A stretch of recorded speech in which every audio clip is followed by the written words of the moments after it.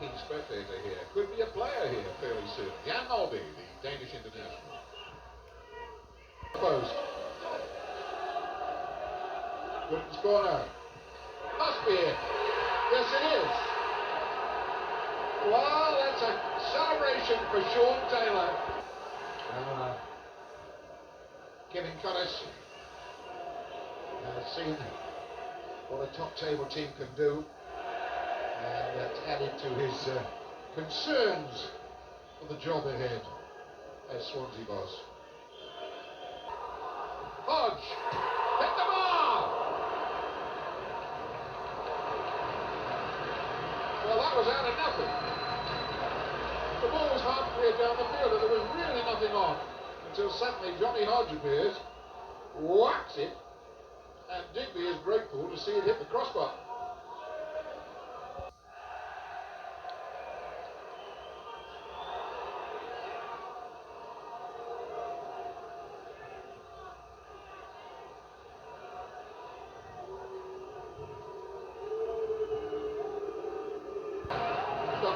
Real piece of football from Swansea. High hanging cross, Steve Torpey, and that was great goalkeeping. Steve Torpey denied. Well, I wonder what Jan Molby thinks about it. He's been used in his career to seeing people in red shirts winning things. But he's going to have to wear a white shirt if he does indeed sign for this Swansea side. Still gets it away.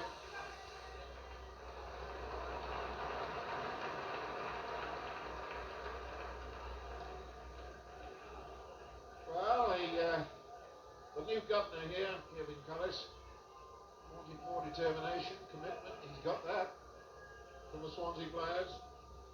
What he hasn't got is an all-important goal. Only done it. Well, there it is. There's that final whistle. Kevin Cullis. We've got to go back to the drawing board to think it all through again because Sean Taylor, the skipper of Swindon, keeps his side right on course for the championship with his goal here that has saddened the new manager, Kevin Cullis of Swansea, and he's got a whole lot of work to do. 2 more games coming up in the next 7 days. I wonder if he's going to be able to sort out some new faces for this Swansea side.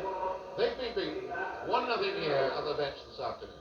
They drop a place, and they can ill afford to do that. They're last but 1 in the table now. But new manager Kevin Cullis, well, he certainly wasn't demoralised.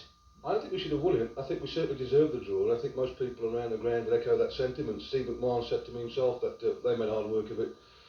I prefer to think that we did that a little bit better than we did on Tuesday night. After that game on Tuesday night, you had a hit list. You knew, I think, the number of people that would be leaving this club. Has anything that you've seen this weekend changed your mind on any individual? No. At all? No. A lot of people were astonished, Kevin, at your appointment. Perhaps you were astonished yourself, coming from non-league football as you did. What would be your answer to those people? What people fail to realise is that, OK, we've never managed at this level, but bear in mind that for many, many years now, we've been asked by top clubs, top managers, to do their assessments for them. Right, so we know what we're talking about. Well, we're taking extraordinary developments today at Swansea City. Here's Steve.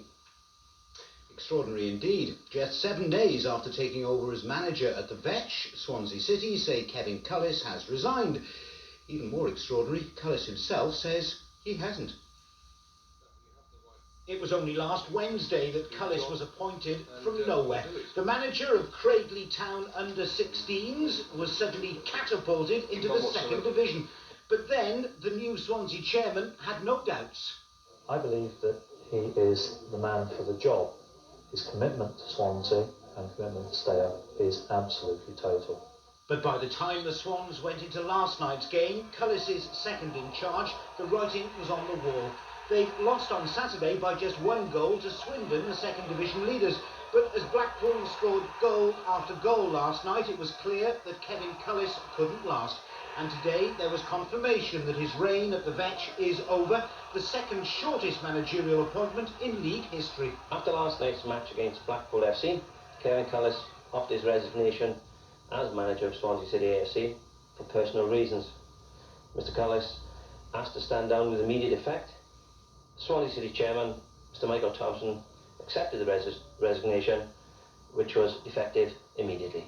Players arriving at the Vetch today seemed surprised by Cullis' resignation, but relieved as well. You know, people who come in, they've never been involved in professional football, and telling you what to do, it was, you know, it didn't really make sense. Jimmy Rimmer, who took over in a caretaker capacity before Cullis' arrival, takes over again while the search for a permanent manager starts again. Meanwhile, Doug Sharpe, who declined to be interviewed today, has until Friday to decide whether to complete the sale of the club to Michael Thompson. But it's plain that this latest fiasco has damaged Thompson's credibility. The position that the Swans were in at the time probably called for somebody with an old head on his shoulders and somebody who could pilot us through the position that we appear to be in at the moment. But as the Swansea City statement hit the news wires late this afternoon, there was another twist from Kevin Cullis himself at home in the Midlands. I have not been informed by the club or the chairman as regards the statement that I have just read. I was with the chairman following the game last night where we slumped 4-0 to Blackpool. I am kitted out, ready to go down to Swansea City to take charge of the first team for Saturday. I have not resigned, I have no intention of resigning, and I have not had any conversation with the club at all today. Watch this space. Some weeks ago, or months ago, that as far as I'm concerned, I will do everything within my power to get a new manager in here within the next couple of days and hopefully get us or keep us in the division we're already in. The appointment of unknown Kevin Cullis as manager had clearly riled Mr Sharpe. I'm not going to bring a Mickey Mouse manager in, somebody that's never ever been involved in a professional club. It's been a fiasco.